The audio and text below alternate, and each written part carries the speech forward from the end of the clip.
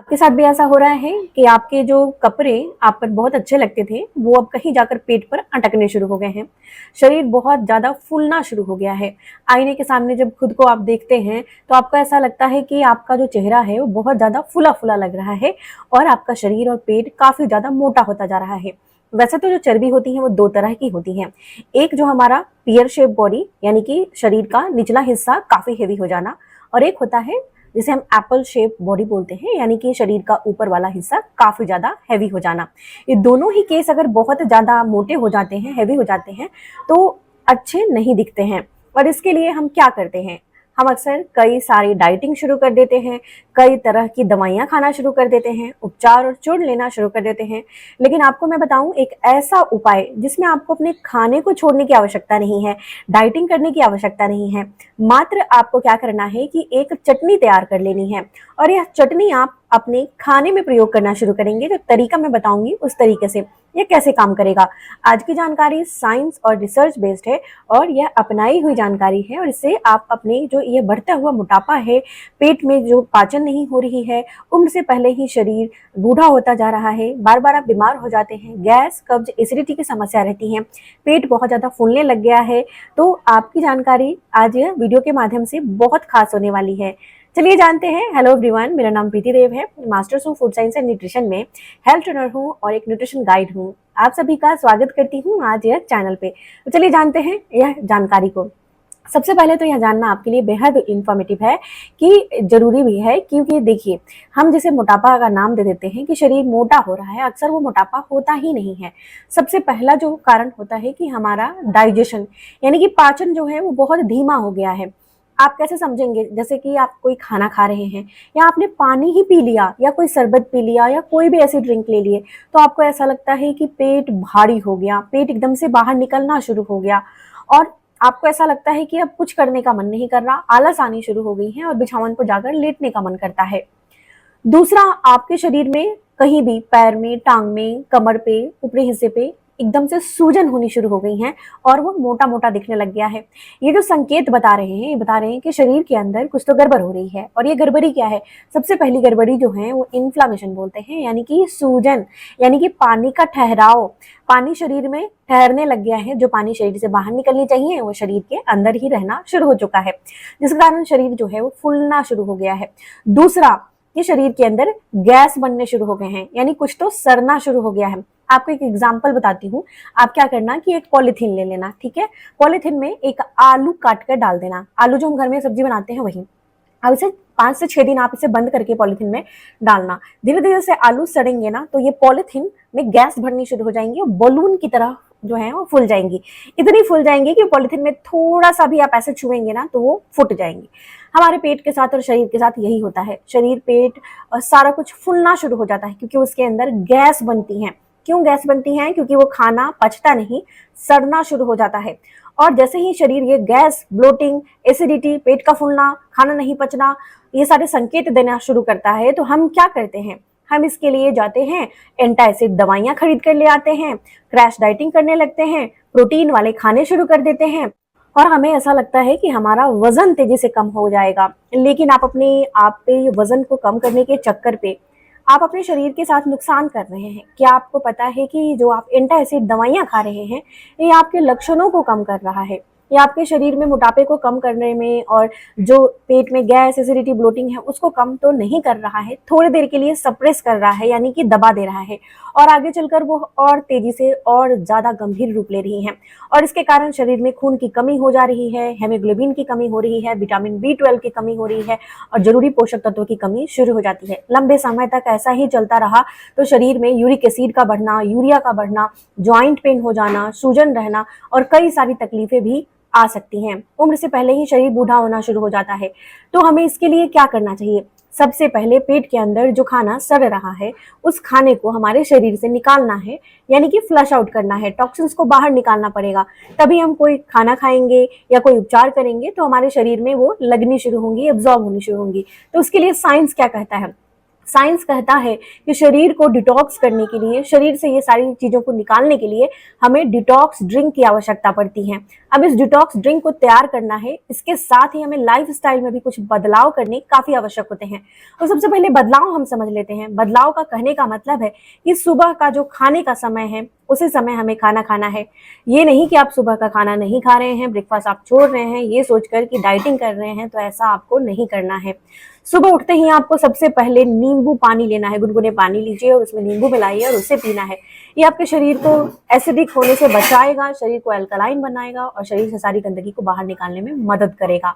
दूसरा, उसके बाद आपको क्या करना है कि आप जैसे रोटी खाते हैं तो रोटी आप खा सकते हैं, सब्जी के साथ खाइए। दोपहर के वक्त भी आप खाना खाइए और उसके साथ आपको एक डिटॉक्स ड्रिंक तैयार करने हैं, जो मैं वीडियो के माध्यम से बताऊंगी। सबसे ज्यादा जरूरी है कि आपको रात के वक्त जो खाना खाते हैं वो थोड़ा जल्दी खा लेना है। रात का वक्त ही मेन होता है, जो हमारे शरीर में ऑटोफैगी नाम की एक प्रक्रिया होती है, जो साइंस एंड टेक्नोलॉजी में प्रूवन है। ये ऑटोफैगी क्या कहता है? ऑटोफैगी कहता है कि रात के वक्त का हमारे शरीर में हर एक ऑर्गन के लिए, हर एक अंग के लिए एक समय होती है और ये निर्धारित समय होती हैं। जैसे कि छोटे बच्चे हैं, उनकी ग्रोइंग होती है स्टेज, यानी कि लंबाई का बढ़ना, कद का बढ़ना, शरीर के अंदर कई सारे विकास का होना, वो सारी चीजों का एक समय होता है जो 12 बजे से पहले ही हो जाता है। रात के 12 बजे के बाद हमारे पेट के अंदर अगर खाना पचाने के लिए खाना बचा रहे लेट खाने के बाद, तो शरीर के अंदर जो गंदगी है वो साफ नहीं होती। हमारे शरीर के अंदर जो बैक्टीरिया होती हैं वो खाने को पचाने में ही व्यस्त हो जाती हैं, जिससे शरीर की सफाई ही नहीं हो पाती। आप ऐसा समझे कि हमारा रसोई अगर बहुत गंदा है, पहले से ही उसमें खाने बने हैं, बर्तन गंदे पड़े हैं, और वो गंदे बर्तन में ही, गंदे रसोई में ही अगर हम खाना बना ले, तो क्या वो हमारे लिए सही रहेगा? बिल्कुल भी नहीं। ऐसा ही शरीर के साथ होता है। शरीर की सफाई नहीं हो पाती है अच्छे से, और उसके ऊपर से हमारा खाना और ज्यादा हम खा लेते हैं, जिसे पचा नहीं पाता शरीर। तो इसलिए खाने को सबसे पहले आपको खाना है। अब इसको बूस्ट करने के लिए, ताकि आपकी ये जो पचाने की प्रक्रिया है उसको बढ़ाने के लिए, इसे हम साइंस की भाषा में मेटाबॉलिज्म बोलते हैं। यानी कि मेटाबॉलिज्म को बूस्ट करने के लिए, खाने को पचाने की प्रक्रिया को बूस्ट करने के लिए, और शरीर के अंदर जो टॉक्सिन्स रह गए हैं, सड़न रह गई हैं, उनको बाहर निकालने के लिए एक बहुत आसान आपको उपाय बता रही हूँ, जल्दी जल्दी लिख लीजिए। सबसे पहले डिटॉक्स ड्रिंक तैयार करने के लिए हमें चाहिए कच्ची हल्दी। कच्ची हल्दी पूरे साल मिल जाती हैं। अगर आपको नहीं मिल रही हैं तो आप नॉर्मल जो हल्दी हैं वो भी ले सकते हैं, हल्दी पाउडर। कच्ची हल्दी अगर आप ले रहे हैं तो आपको 20 ग्राम कच्ची हल्दी लेनी है, या पाउडर ले रहे हैं तो 15 ग्राम आपको लेनी है। दूसरा, आपको क्या करना है कि लेना है अदरक। अदरक यानी कि जिंजर। जिंजर हमें कितना लेना है? तो जिंजर 5 ग्राम लेना है, यानी 5 ग्राम साबुत ही लीजिए। सबसे पहले कच्ची हल्दी क्या करती है? कच्ची हल्दी हमारे शरीर के अंदर इन्फ्लामेशन यानी सूजन को कम करने में मदद करती हैं और गंदगी को भी साफ करती हैं, क्योंकि इसमें करक्यूमिन होता है। लेकिन इसकी जो शक्ति है, ताकत है, उसको और ज्यादा यानी कि 20 गुना ज्यादा बढ़ाने के लिए एक और चीजों की आवश्यकता होती है। उसे हम क्या बोलते हैं? ब्लैक पेपर, जिसे पेपरीन बोला जाता है, क्योंकि इसमें पेपरीन नामक एक कंपाउंड होती है। जब वो हल्दी के करक्यूमिन से मिलती हैं तो उसकी शक्ति 20 गुना ज्यादा बढ़ जाती है, तेजी से शरीर की सफाई करने लगती हैं और शरीर में अटका हुआ मल, शरीर में अटके हुए टॉक्सिन्स जो बाहर नहीं निकल रहे हैं, कब्ज का रूप ले रहे हैं, उन सभी को बाहर निकालता है, और जो पानी के रूप में शरीर में जाकर सूजन इकट्ठा हो रही है उसको भी बाहर निकालने में यह मदद करता है। तो कितनी मात्रा में लेनी है? तो मात्र आपको 3 ग्राम ही ब्लैक पेपर यानी गोल मिर्च या काली मिर्च जो भी बोलते हैं उसे ले लेनी है।